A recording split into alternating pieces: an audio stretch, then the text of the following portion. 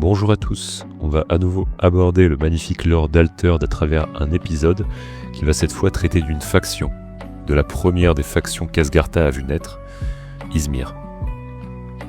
Mais avant de détailler la philosophie et le fonctionnement des Ysmir, on va d'abord définir ce que c'est qu'une faction. Les factions sont des regroupements d'individus qui se rassemblent autour d'une philosophie et d'objectifs communs.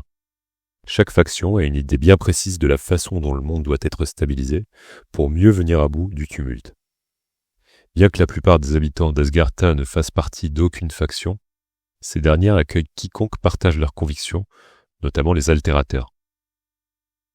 Chaque faction possède des domaines de prédilection, des règles et une hiérarchie qui lui sont propres, mais pour le moment, une seule existe, celle créée par la fille de Rune en 14 AC, celle des magiciens de la pensée, les Ysmir. Aïsoun était passionnée par le tumulte, ses mystères et ses secrets. Elle a voulu vouer son temps et sa puissance à l'étude de la face cachée du monde, de tout ce qui n'est pas tangible. C'est de cette étude du tumulte qu'est née la philosophie des Ysmir, dédier leur existence à la maîtrise de leur environnement. Chercher à comprendre, à étudier, à savoir ce qui se cache derrière les choses. Pour les Ysmir, connaissance rime avec puissance. La confluence avait prouvé à l'humanité que la science n'était pas suffisante pour faire face à ce nouveau monde. Il faut donc, selon les Ysmir, réapprendre ses lois, ses rouages et ses faux-semblants. Leur esprit doit être alimenté en permanence de connaissances pour percer à jour les secrets du tumulte. Protéger l'humanité des menaces invisibles est leur raison d'être, et ce au détriment de leur ambition personnelle ou de leur fierté. Les Ysmir, de par la puissance qu'ils accumulent, savent qu'ils doivent faire preuve de mesure. Beaucoup de sorciers, dans les premières années de la faction, ont abusé de leur pouvoir et s'en sont servis pour leur propre bénéfice.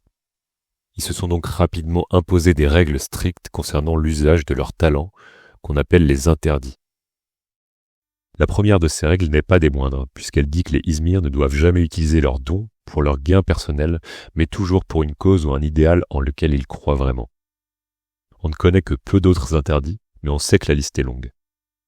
Parmi ceux que je peux vous citer, à l'heure actuelle, on a l'interdiction d'invoquer les eidolons du Kraken, de la Manticora et de la Chiméra, 3 eidolons jugés trop puissants.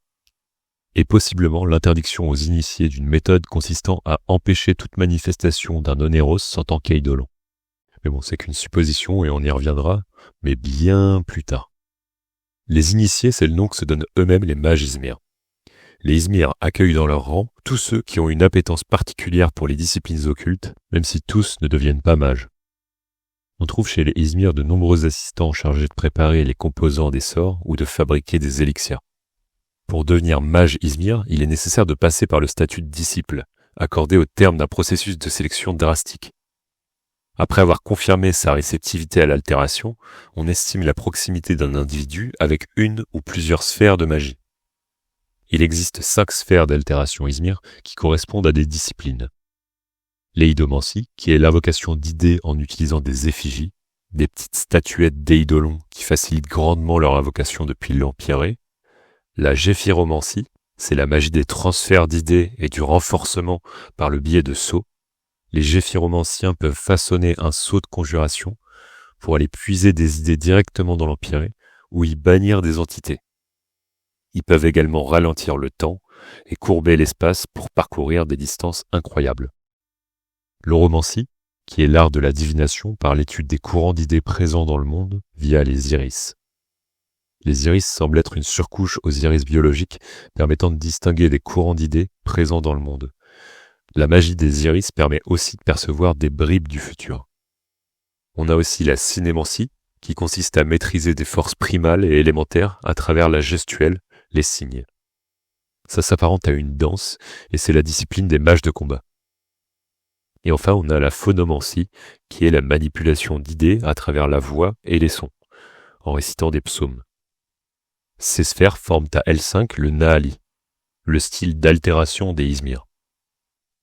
Ce style consiste à faire transiter directement de l'éther depuis l'Empyrée. L'éther qu'ils invoquent par ce biais est très puissant. Mais la contrepartie de cette puissance, c'est que les idées finissent par peu à peu s'imprégner en eux.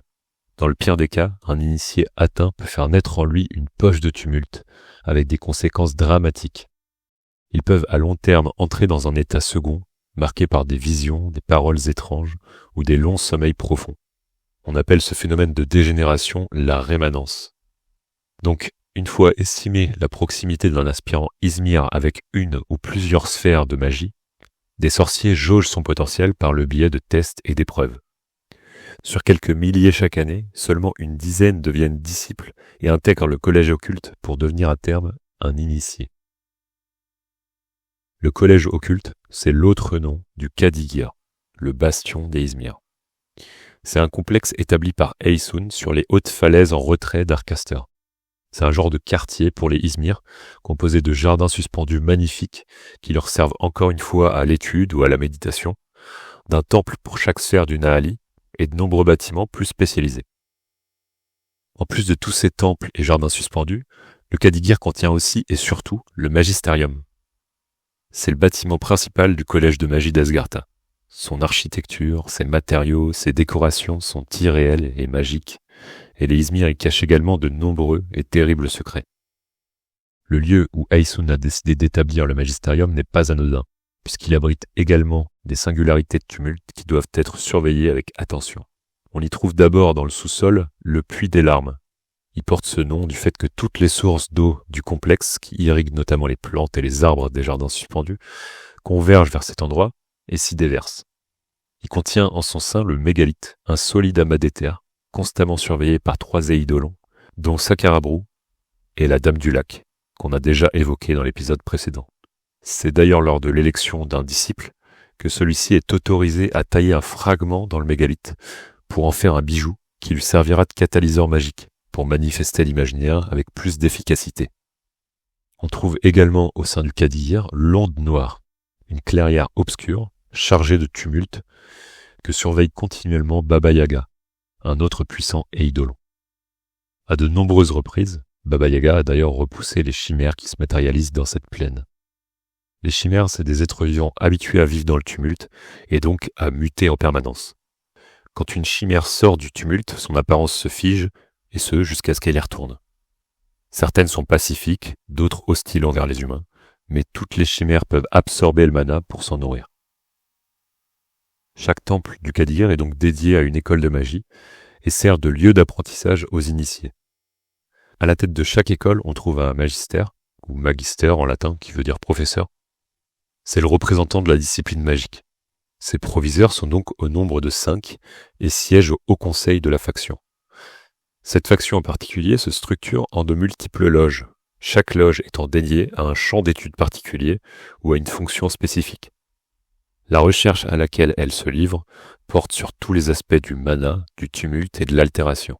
Ça peut être par exemple expérimenter sur le degré de rétention d'un objet concernant des idées qu'on lui surimpose, surveiller d'éventuelles ondes de tumulte et protéger Asgartha de leurs ravages, étudier les chimères, assurer la sécurité magique d'Asgartha. Mais les préoccupations principales des Izmir restent d'une part la rémanence, parce que même si certains éidolons comme Baku ou la Fée des Dents peuvent ralentir ses effets, cette maladie bride considérablement les expérimentations des Izmir, et donc leur raison d'être. Et d'autre part, les singularités de tumulte, que ce soit leur étude pour apprendre à les appréhender et les canaliser, mais aussi le fait de cacher leur existence ou leur réel impact pour empêcher les Asgarthi de céder face à la panique. Izmir n'a pas été fondé pour la gloire, ni pour le pouvoir, sinon Aysun aurait choisi la voie de la royauté. Non, la faction a été créée pour apprendre, comprendre et à terme domestiquer le tumulte et tout ce qui en découle. Peu de temps après la création de cette nouvelle faction, en 17 AC, certains Asgarthi migrent vers la presqu'île d'Antea pour retrouver un mode de vie nomade. C'est alors le début de ce qu'on appelle la diaspora, initiée par ceux qu'on appellera plus tard les Lyra. En 20 AC, une scolopendre géante et volante attaque Asgartha. Ce genre de créature dont la taille peut recouvrir de larges cités est appelé un léviathan. Comme les autres chimères, ils viennent du tumulte et ils se nourrissent de mana. Tout ce qu'on sait sur cette scolopendre, c'est qu'elle a été nommée Singula par un taxinomiste du nom de Mamelo. Mais on ne sait pas à quelle époque, puisque c'est pas du tout la dernière fois qu'on parlera de ce léviathan. Donc Singula dévora tellement de mana qu'elle causa des instabilités au sein de l'oasis. On avait mentionné Kaelash, un chevalier runique qui aujourd'hui siège au conseil restreint aux côtés de Rune, c'est en 21 AC que l'intendant du Kningas développe son propre courant de pensée, sa philosophie. Pour apporter à cette jeune société un cadre et une structure, pour incarner l'ordre et rebâtir le monde de façon pérenne, il crée la deuxième faction d'Asgartha, Ordis. C'est la faction qui fera l'objet de notre prochain épisode parce qu'on est déjà à 10 minutes de vidéo. J'espère que cette vidéo quasiment exclusivement sur la faction Ysmir vous a autant intéressé que les autres. Il y avait beaucoup à en dire, donc j'ai dû raccourcir certains passages, mais j'espère que j'ai quand même été assez exhaustif. Moi, c'est ma faction de cœur, donc c'était important pour moi, mais j'essaierai quand même de ne pas négliger la faction des bureaucrates la prochaine fois. Sur ce, je vous dis à la semaine prochaine pour l'épisode suivant.